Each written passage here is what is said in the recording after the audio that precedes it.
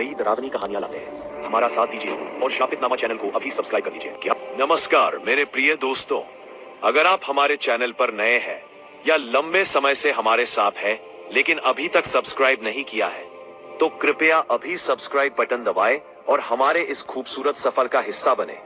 और हाँ, घंटी आइकन को भी दबाना मत भूलें ताकि हमारी हर नई कहानी की सूचना आपको सबसे पहले मिल सके। इसके अलावा कमेंट बॉक्स में अपना परिचय जरूर दें और हमें बताएं कि आपको ये कहानी कैसी लगी। आपकी प्रतिक्रियाएं हमें और भी बेहतरीन कंटेंट बनाने के लिए प्रेरित करती है।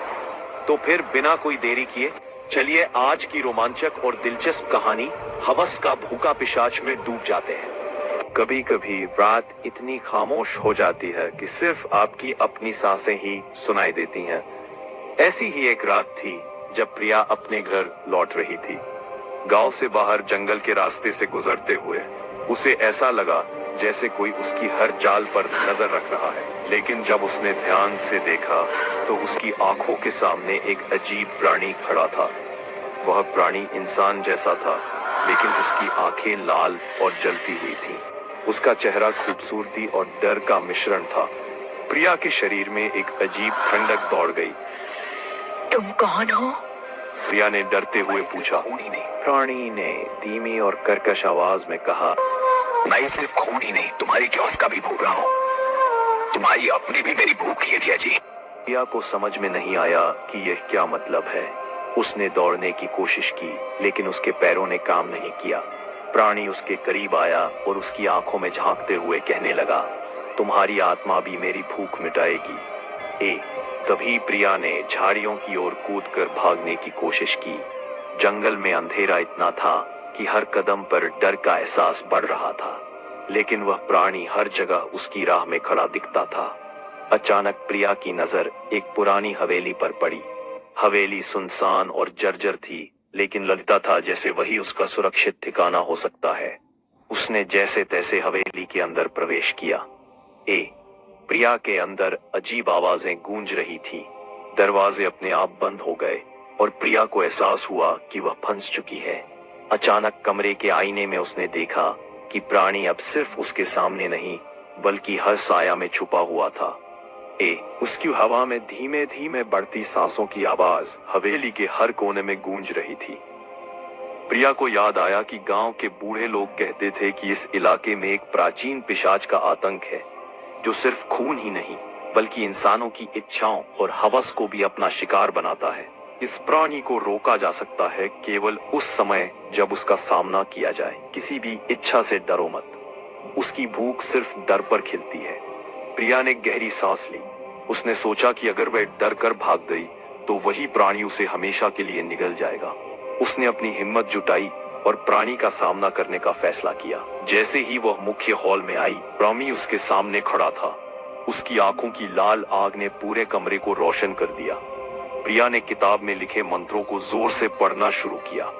प्राणी चीखता हुआ पीछे हटने लगा लेकिन उसकी ताकत डर और हवस से जुड़ी थी।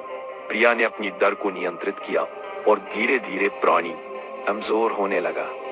अंततः प्राणी हवेली के कोने में गिर गया और उसकी लाल आग बुझ गई। प्रिया बाहर निकलते समय रात की ठंडी हवा में शांति का एहसास कर रही थी, लेकिन उसने महसूस किया कि प्राणी पूरी तरह खत्म नहीं हुआ था।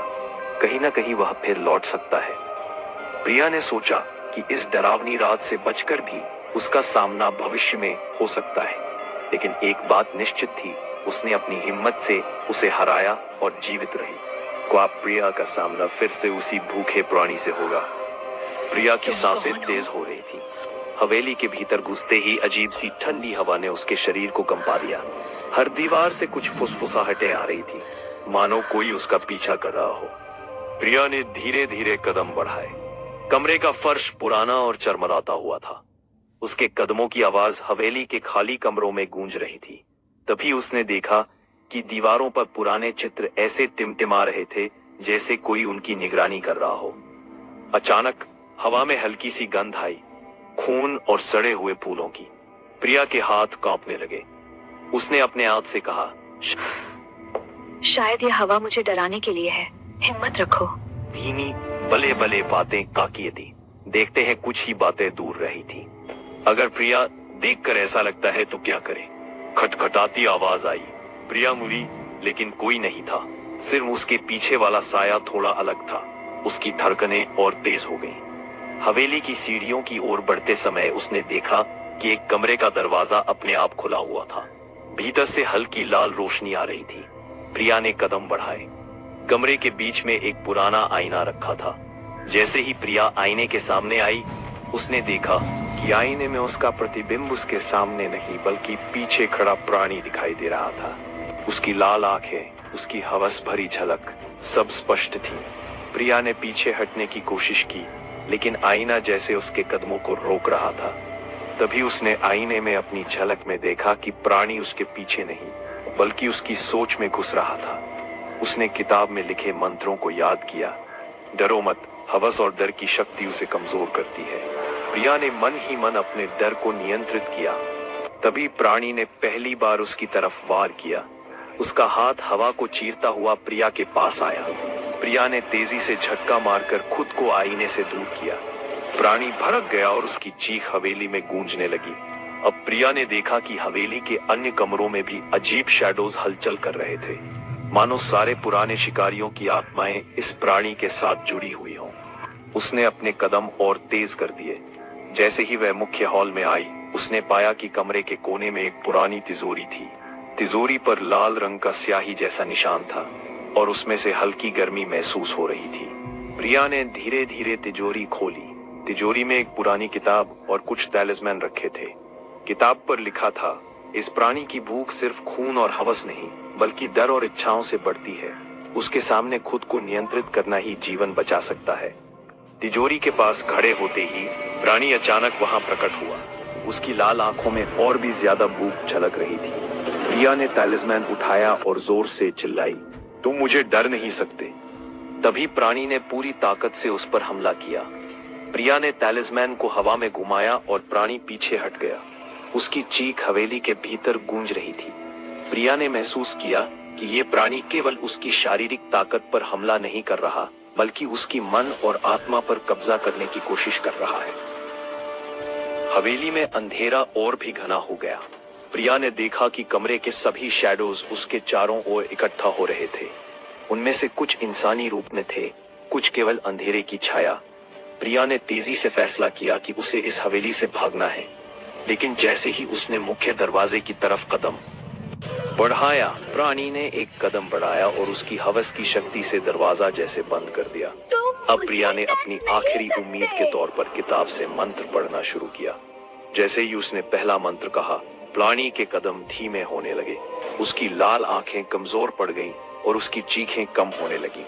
लेकिन जैसे ही प्रिया ने किताब का अंतिम पन्ना पलटा, हवेली में एक और अजीब चीज हुई।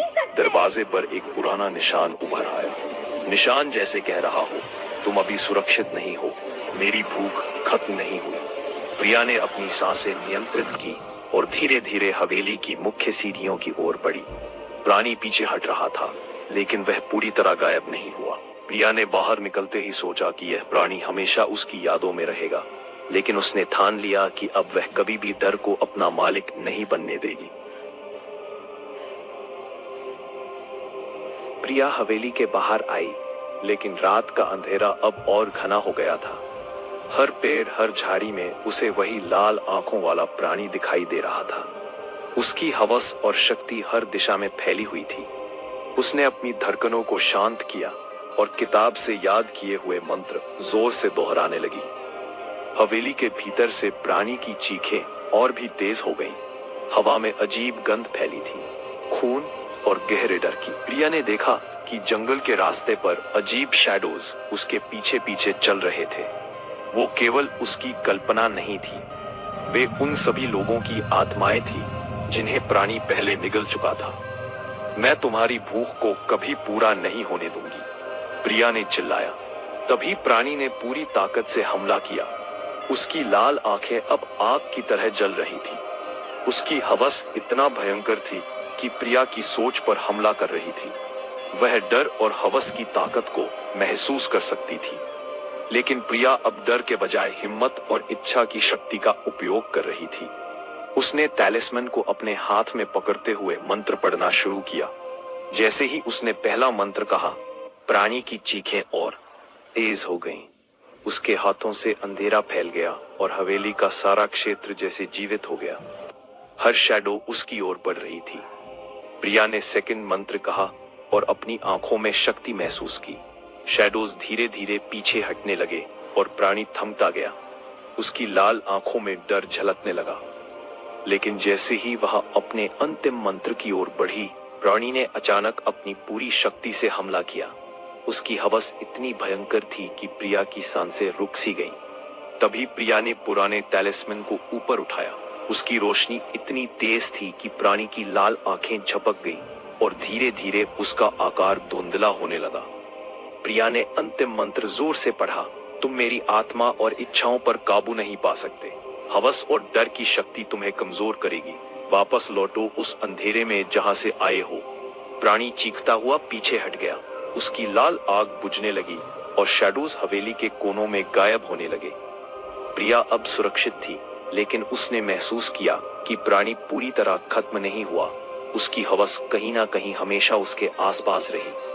पहली किरणें आई। प्रिया ने सोचा कि आज उसने अपनी हिम्मत, अपनी इच्छाओं और डर पर जीत पाई है। लेकिन उसने एक बात तय कर ली, मैं कभी भी अपने डर को अपना मालिक नहीं बनने दूंगी, और अगर वह प्राणी फिर कभी लौटेगा, मैं उसका सामना करने के लिए तैयार रहूंगी। और इस